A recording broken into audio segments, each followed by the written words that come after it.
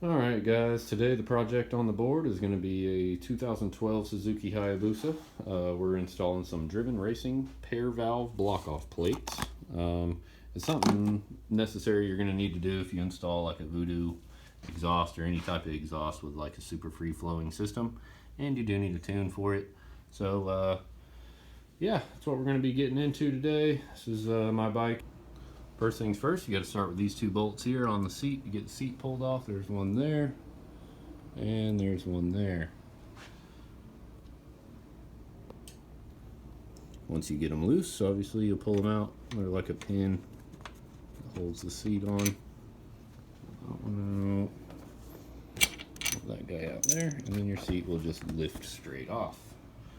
That'll leave you your battery and ECU and a couple miscellaneous plugs and stuff. Now if you'll notice, your tank is on a hinge. That being said, you'll come up here to the top side of the neck where these two bolts are, pop these two guys out, and then your tank will hinge up like this. And then there's a special prop rod that you use. Don't know exactly where mine is. This guy right here. And that'll keep your tank up, keep it up out of your way for you while you service the airbox and things like that. And got these guys loose, and as I should have noted before, the seat bolts, the guys that go in right here, they're going to be a number 6 Allen.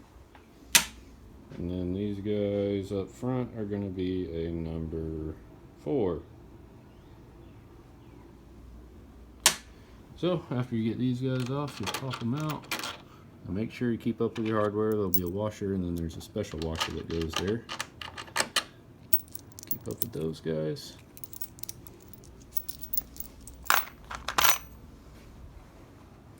And then we'll grab our prop rod. This is kind of hard to do with one hand, but I'll try it.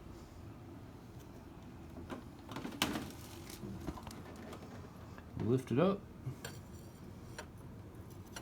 Sit your prop rod down in your neck. And then you can sit it up in here like so. That keeps your tank up out of the way, which I may have to remove the tank. I'm not sure. I've never done this before, so we'll find out. I believe the next step is going to be removing our sensors and making sure nothing is connected to the airbox. And we will take that guy there loose, and that should lift the airbox up and off as well. I believe there's a little bolt here, and we'll check this side just to see what's going on. And there's another one here. So I'll work on that real quick, and I will be right back with you guys, and we'll see what's going on with it. So I found a couple tools I needed. First off, we got this little, it's like a map sensor to me. I'll just slide it off of this guy up here. Just let it hang.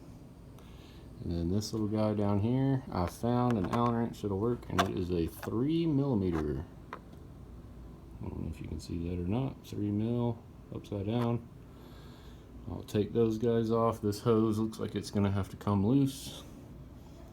This hose is going to have to come loose, and this hose here on to the left of it. So we'll get those things popped off, and we'll go from there. Got the other side loosened up. We'll come over here to the left side of the bike, and this is the one we got going here. It looks like we have another sensor we'll have to unplug. I just figured I'd try and get a little bit of this on video. And I don't think you have to take it all the way out, obviously, because it's just a clamp. So you'll just loosen it a few turns, and that should loosen it off of the throttle body itself. So now I will attempt to do this. Hopefully not fumble around too much. There we go. Got that guy off. Pulled up out of the way. I don't see anything extra. Get our other hose.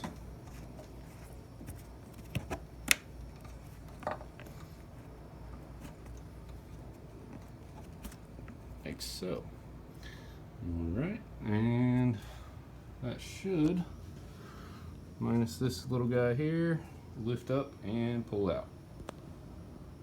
And like I say, this guy up here. Oh, I forgot to tighten it.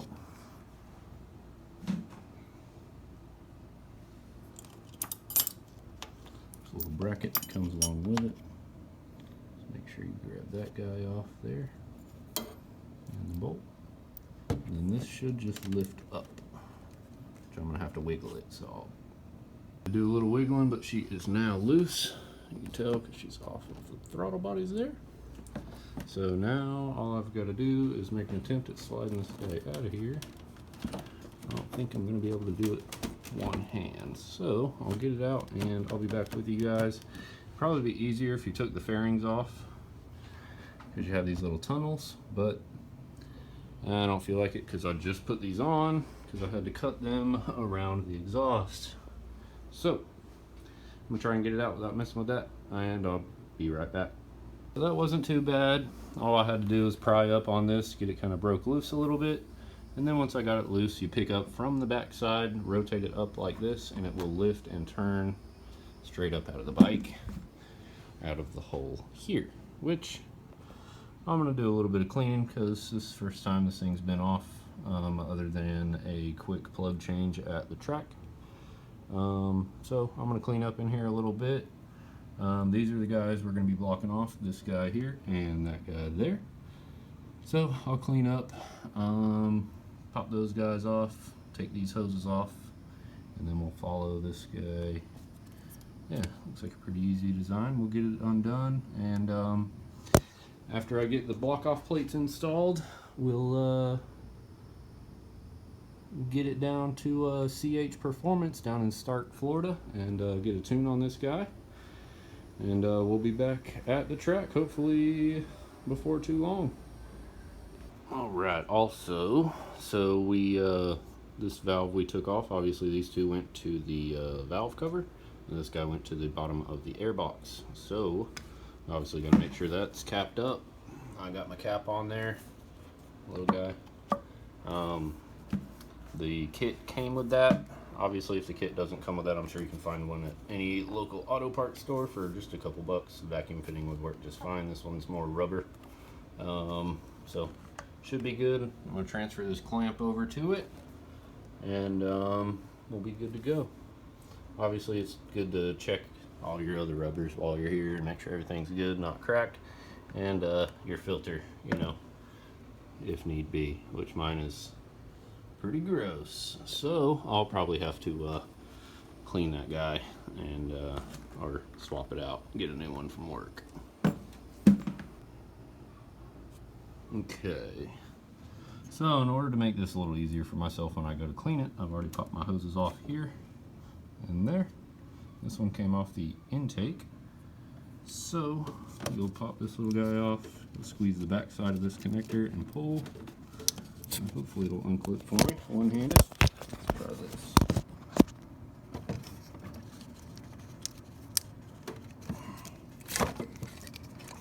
Slide it all the way off. Pull it off like so. I don't know if you saw that, but squeeze here. And then I'll unclip it and slide it off of these two pins from there and there. And you've got your valve out of the bike, just the valve itself. And then we got to pop this guy off, which looks like it's a couple 4 or 5 millimeter Allens. I'll update you here in a second on that. Alright, so got the bolts out of these guys. We'll pop them off. I put them back on there just for theatrical effect or whatever the hell you want to call it. I'll take it off. Wow. I don't know. So you just sit your plate right on top of that guy there, your new block off plate, and then tighten it down to spec. I'm going to, on the hardware I have here, put a little dab of some blue Loctite, and just a little bit, not a lot. and we'll get those other guys installed, and then we'll get this thing all cleaned up. So I'm learning. So before you go to install the new ones, you do have to take these pieces out. I got my knife here from work. It's probably not the recommended way to do this, but this is the way I did it. Put it under here, just pry just a little bit, pop it up. That'll take that guy out of there, and it'll show you just an empty hole. How it should be. Just like that. And we're good. Okay, so due to there not being a sealing surface in here, it's just a hole. The sealing surface is on the actual P.A.I.R valve right here around the edge.